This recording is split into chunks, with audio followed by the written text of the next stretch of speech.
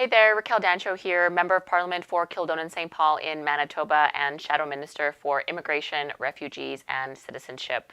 Coming to you today on World Refugee Day. I think it's really important that we take a moment and pause and consider and think about the 30 million people in the world that are fleeing war and persecution and oppression that are refugees, and consider the plight that they face. They don't have safe places to sleep. They don't know where the next meal is going to come from. It's children, it's mums and dads, it's grandmas and grandpas. It's horrendous to even consider. But on today, we pause and think about these individuals and remember how compassionate Canada is, and feel very grateful that we live in a country that can welcome thousands of refugees from around the world and provide a safe haven for them.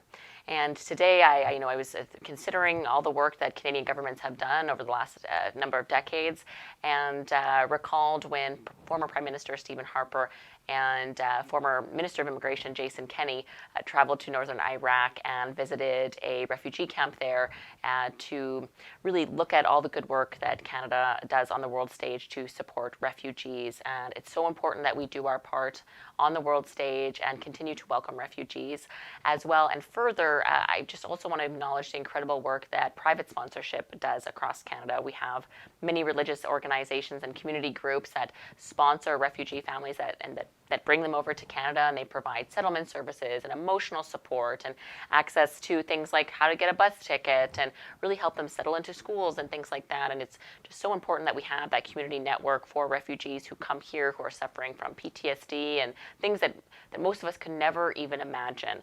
And so to see the community organizations and places like churches and synagogues and other religious communities rise up, raise the money, and do the work to bring in these families and support them is incredible that we live in a country that does that. So just want to give thanks to all those private sponsors out there in Canada that do their part.